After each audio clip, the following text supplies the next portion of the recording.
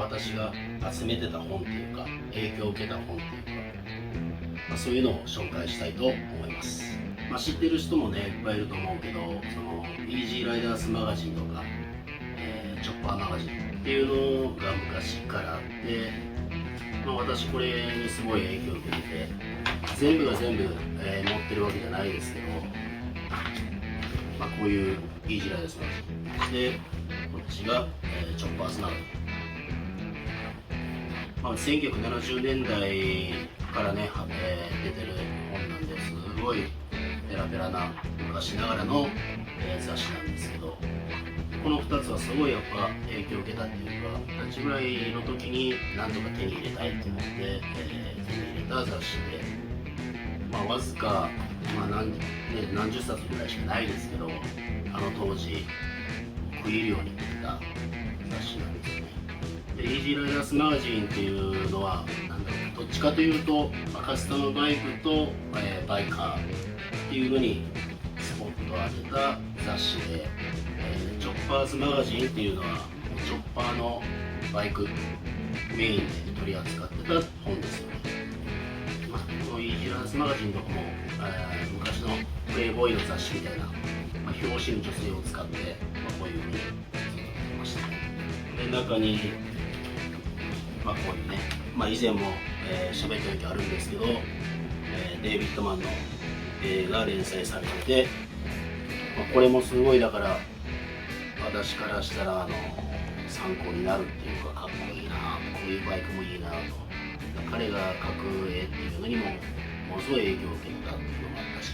1970年かな、第1回目のイージーライダースマガジンっていうのがロゴ版についた、表紙で、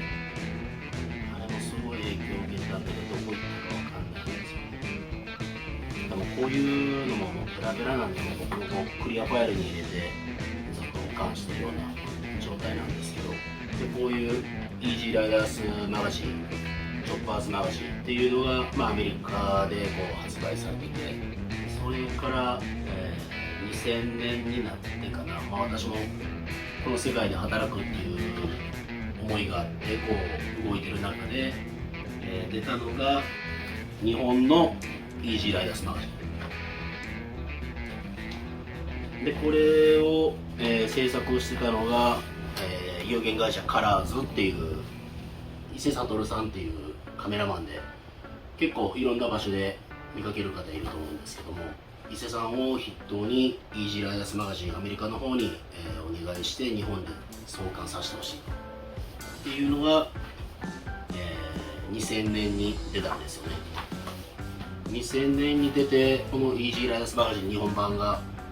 出たのもこの1年だけ、すごい貴重で、この当時僕からしたらものすごいこうハマり込んでるっていうか、もうすごい意欲がある時だから、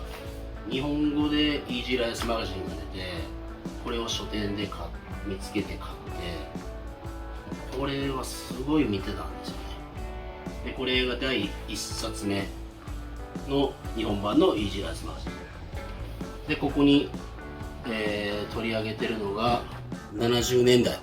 時代の究極は何を求めたかっていう70年代のチョッパーシーンについて、取り上げてるんですよね。でここに何人かのアメリカの、レジェンドたち、ビルダーたちを取り上げてて、ここで一番最初に、取り上げられてるのが、デンバーズですよね。もうこの辺なんかも僕はもう何度も見てて、モンドもだいぶ若いですよね。でここで、モンドが言ってる言葉で、こういう言葉にも僕もすごい影響を受けたし、今でもやっぱりそれが残ってるっていうか、だからチョッパーって最高だなっていう思ったのが、ここに書いてるんですけど、あの頃60年代当時の若い奴らっていうのは既成のものには飽き足らなくなっていたんだ。それは今思えば時代の空気だったと思う。それで何が違う、新しいものって探っていたんだ。そんなところでチョッパーに出くわしたのさと。俺はチョッパーをとてもアーティスティックなものだと、乗り物だと思っている。それは自己の表現であり、個性の表れである。それによって自由があるじゃないか。だからこそチョッパーは最高だ。こういう言葉っていうのがね、やっぱまだ自分らも若いし、ものすごい影響を受けてガーンと入ってきたっていうかね、これはすごい食い入るように見てたのが思い出しますね。デンバーズ・チョッパーズがあって、マクロスキーはイージーライダースマガジンのだいぶ前の編集長のキースのバイクを、イージーライダースマガジンのプロジェクトバイクとして、制作したのが、このマクロスキーで、アウトロー MC、御用達のバイクっていうかのも結構やってて、見た目もいかついし、スタッフたちもいい雰囲気出してて、こういうのもすごい懐かしいですね、今見ても。で、ビリー・バッツカスタムズ、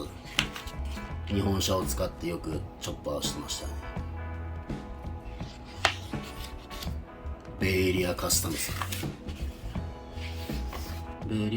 ズ、その後ロンシムズになったのか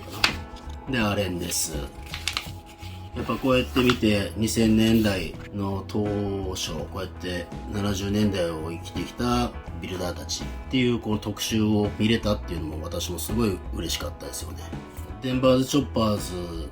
がこの時、67年にこの店を始めたと。で、そこから50年経ってデンバーズ・チョッパーズカスタムショー50周年っていうのに、私が参加して、だからそういうのも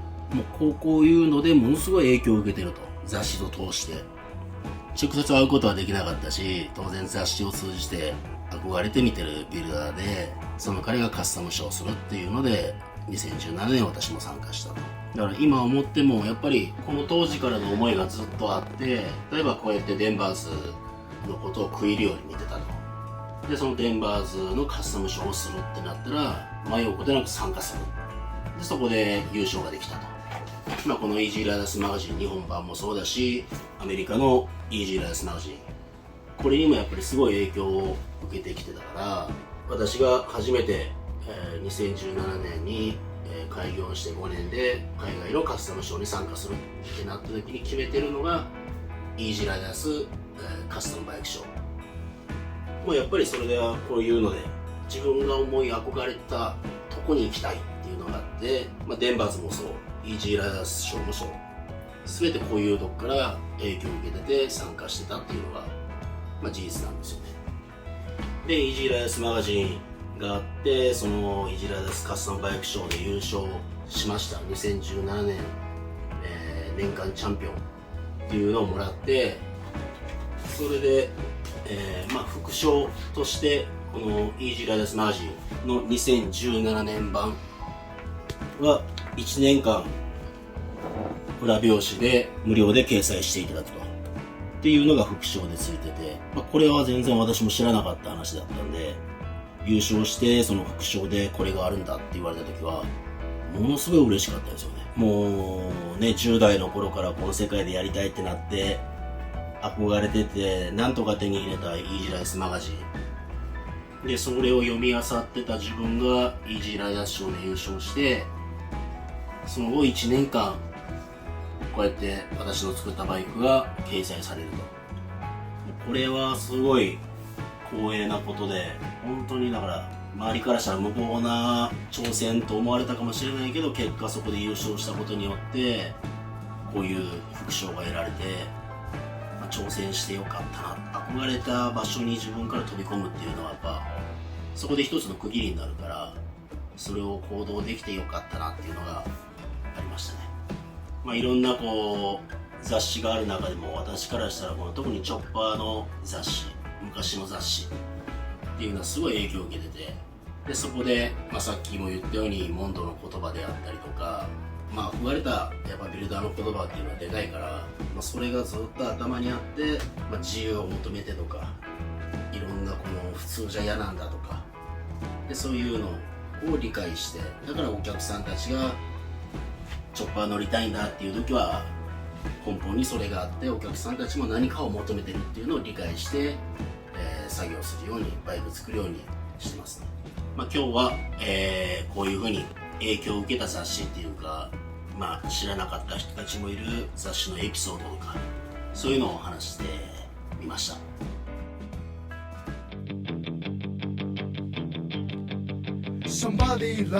Somebody loves, who is it profit after all?